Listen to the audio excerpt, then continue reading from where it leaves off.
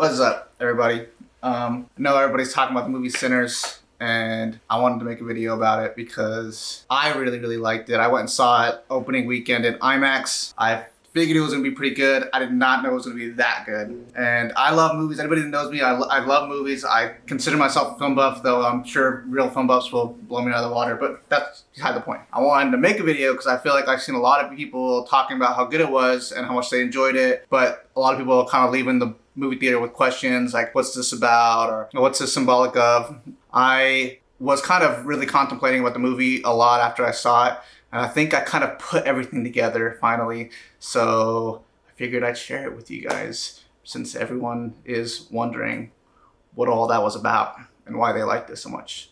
And I'll tell you why. Ryan Coogler, if you guys don't know him by name, you guys probably know his other movies, Creed and Black Panther. I like both of those movies. But the difference between this new movie of his is that it's not an adaptation of a different story. It's not a franchise. It's his own original idea, his creative child. He wrote and directed it. I love original ideas, especially in a time nowadays where everything seems like it's just franchise movies and reboots and remakes and big studios playing it safe with familiar IP. So original stories and original movies, I love it. Ryan Coogler, loved his other movies. Loved the fact that this was going to be an original film. So I was like, I gotta go see this in IMAX. I actually saw a video of him talking about the different aspect ratios he used in the movie, and I could just tell he was so passionate about mixing up all the different aspect ratios, different cameras, using the IMAX camera. I was like, okay, I can feel the man's passion coming through the video. This is gonna be good. So, with that being said, this is totally gonna contain spoilers from the movie. So if you haven't seen the movie yet, go see the movie first, then come back and watch this, because then you'll understand what the heck you just saw a whole lot better. I've watched a ton of interviews with Ryan Coogler and interviews with the cast, and a lot of those interviews they're trying really hard not to give spoilers, so they're not saying much. But for Ryan Coogler, you could tell this was a very personal piece of art for him, and that shines through in the movie. Now, let's actually break it down, okay? So we have our main character, Preacher Boy, who is a son of a pastor, grew up very religious, grew up playing music in the church, and he is about to go on this adventure, a one-day adventure. The story takes place in one day, where he is going to be tempted by sin throughout the movie.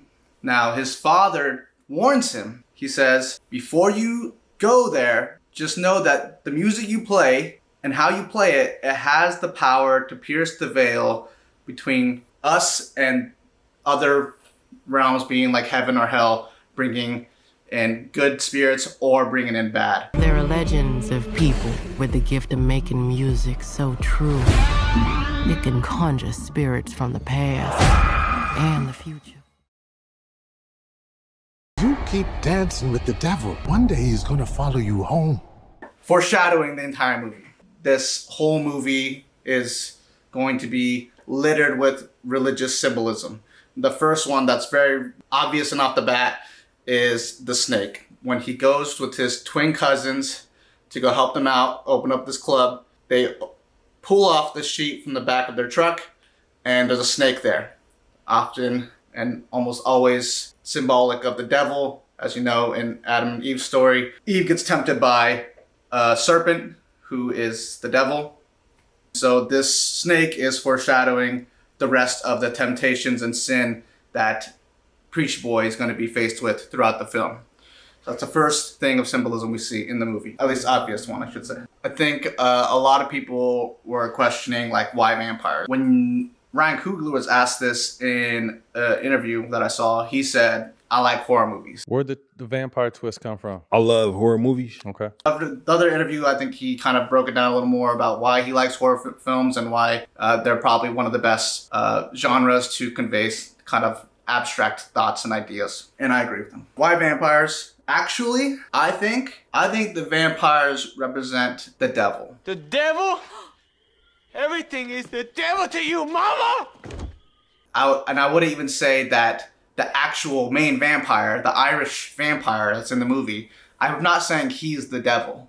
I'm saying vampirism is the devil. The most obvious thing for me that shows that vampirism is the devil is he's trying to lure Preacher Boy, because Preacher Boy done pierced the veil with this amazing music, which is an amazing scene, by the way, where he's now pulling in music from the future and the past at the same time, because as it kind of explained this in the beginning of the movie, the narration, that, you know, great musicians, they pull from the past and the future, which is really beautiful. It's poetic because it does. If you ever listen to a great musician, they pull inspiration from the past, right? Which is why blues is perfect for this movie, because there's so much music nowadays that pulls from blues. And after the music's made by this legendary musician, it now goes on into the future to inspire future generations to make different kinds of music, evolve that art form, right? So that's why that's so poetic. And in this musical scene, you see everything kind of being blended together, past and future, different music genres and variations of the blues that may have inspired the blues, or what the blues will go on to inspire, and it's mixing together. And as the roof burns, that's him piercing the veil, which is so perfect because the camera comes out of the roof as it's piercing the veil. It pulls back and you see the vampires, which his dad told him it will bring in evil. And I think the most symbolic scene of vampirism being the devil is when Preacher Boy's in the water with the main vampire, and he is reciting the Lord's Prayer, and he is dunking him in the water before he's going to bite him, subverting the baptismal ritual that we all, I wouldn't say we all, but we are all pretty aware of. I think also too, another thing that's really interesting about using the blues music is the story of Robert Johnson. If you guys don't know who Robert Johnson is, he's I wouldn't say he's a very famous blues musician, but he was at some point. If you're not aware of the blues at all, you probably don't know who he is. And I don't know anybody personally who's super into the blues. But Robert Johnson was a man who played the blues, and he's kind of a blues legend because his story is that he sold his soul to the devil. And he is even represented as, I think, Tommy Johnson in Oh Brother, Where Art Thou? My name's Tommy Johnson. I don't know if I should get into the full story of the Crossroads, but Robert Johnson, the idea is he wanted to play guitar. He had a guitar. He went somewhere to go play the guitar in front of some people. He didn't really know how to play, and he ate shit, and everyone heckled him, and he ran out of there. And then they didn't see this dude for I want to say a week. I don't know. I may be completely wrong about that. But he comes back and he plays again, but this time he's fucking amazing, right? And everyone's saying that he sold his soul to the devil, that he went to the Crossroads, sold his soul to the devil. Well, I had to be at that there crossroads last midnight. Sell my soul to the devil. I believe I saw an interview with Ryan Coogler where he mentioned Robert Johnson. One of the more famous tales is the tale of Robert Johnson, who went to the crossroads and he had a song called Hellhounds on My Trail. Yeah, and he had Me and the Devil Blues is the famous one. So he's aware of this. This isn't just me pulling shit out of my ass and connecting dots to dots that aren't there. He is well aware of this, which is why this script is so well written, very well thought out, very well put together. This further pushes the narrative of vampirism being the devil and wanting to lure Preacher Boy into it to sell his soul to the devil, sell his soul to the devil because of his amazing blues talent. The vampire wants Preacher Boy to be a vampire so he can kind of, it says in the movie that when he bites someone, turns them into a vampire, he gets all their thoughts, he gets all their memories, he can kind of learn from them in a way. And if he makes Preacher Boy a vampire, he now can pierce that veil, and he wants to have better ties to his ancestry, so he wants to see them again. So this is like his way of doing that. Why is the vampire Irish? My belief is that, the Irish were also oppressed by a different culture and religion, the British oppressing them for forever and converting them to Christianity. And he even says in the movie that, these people came, they said the Lord's Prayer, and even though I didn't believe it, I still felt comfort in the words. So I think he's Irish because he's someone that probably was similar or in a similar situation to Preacher Boy, but way back when. His people were oppressed. He even says so in the movie that, people came to his land, they burnt down his farm or whatever, they killed his family, and they oppressed them. And so he's Irish because he is what Preacher Boy could have became. That's why he's Irish. Also, too, the Choctaw, the Native Americans in the movie, they have a direct correlation to the Irish as well. I believe during the famine, the Choctaw all got together and they put money together, even though they didn't have much. They put money together and they sent them over, I think, like a few $100s, a couple $100s or something like that, which I think nowadays is probably like a few $1,000s. But they took what they could gather and they sent it to the Irish to help them out. And they still have a good relation to this day. I believe the Irish sent them money during COVID. And now why is the Choctaw hunting down this Irish vampire? I don't know. That doesn't really get explained. They kind of show up and then they kind of go. Perhaps, maybe, I think what would be really cool as a spin-off would be the Choctaw Indians kind of explaining their whole lore of why they're hunting vampires. That'd be sweet.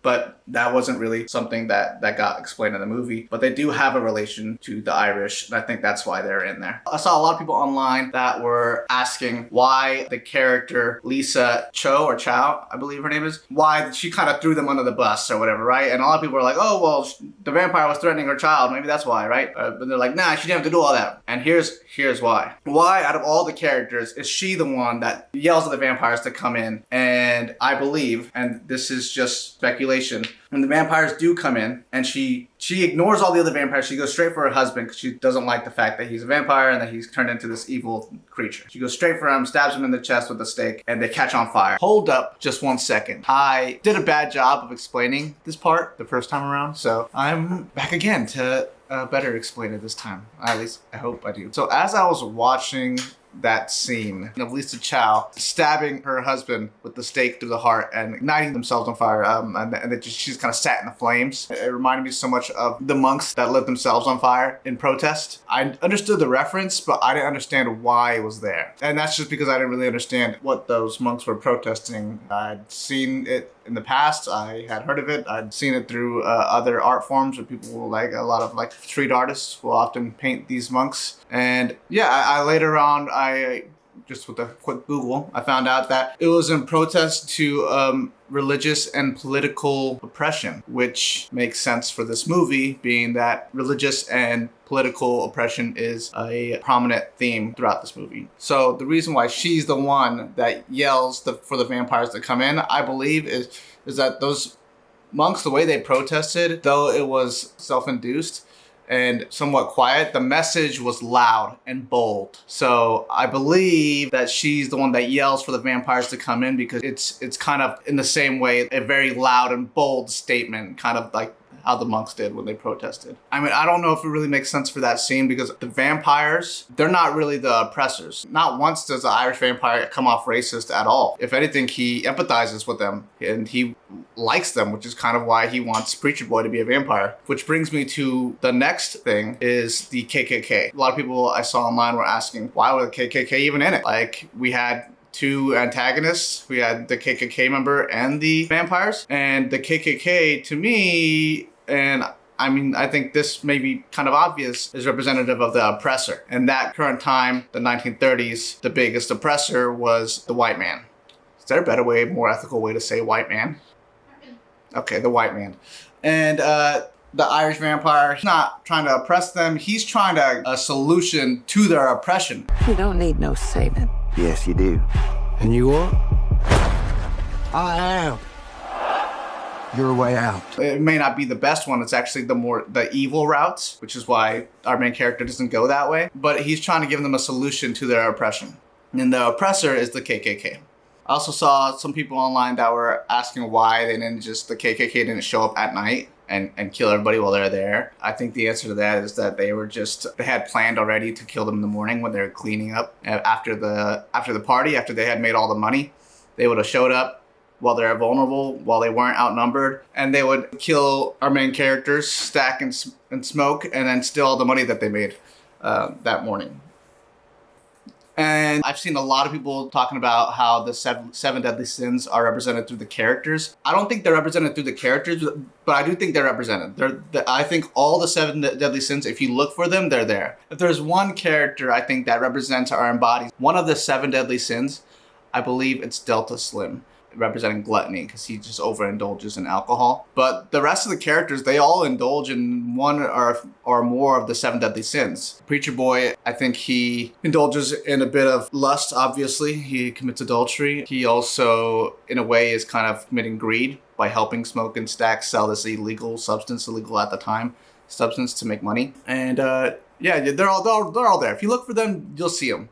And then the one other thing I think I missed and I didn't really talk about was Hailee Steinfeld's character. I saw some people kind of bashing on her. They're like, wow, why is she even in this movie? Didn't understand why she was there. She's there because she represents I think, a character that doesn't really get represented much, at least not in this way. And that's the character that's white in passing. And being someone who is Mexican and doesn't speak Spanish and is also white in passing, I totally understand the struggle, because neither side, a lot of times neither side gets you or accepts you, not fully. So you're kind of stuck in between this little limbo where you don't really know where you belong or which culture you identify more with. It's a struggle of its own. So that's why she's there. And yeah, I think that's everything I missed. The rest of this video is gonna be blurred out because for some reason my camera went out of focus. You guys are just gonna have to deal with that because I don't want to repeat myself again. And yeah. The scene where you see Smoke getting ready to shoot them down, he has his brother's World War I dog tag. He puts it on his gun. It's supposed to represent his last kind of battle with his brother. They probably went into battle with each other in World War I. This is the last time he's going into battle with his brother. So he puts the dog tag on his gun. Him shooting up the leader of the KKK, all crazy and willy-nilly. It's obviously very Tarantino-esque. Felt a lot like when Tarantino had his character blasting up Hitler. Also too, he takes his mojo thing that his wife gave him because he wanted to die. He didn't have anything else to live for. He kind of said earlier in the movie too, when he thinks his brother dies, he says that was the best part of me. After his brother's now gone, he didn't have anything else, especially his wife was gone too.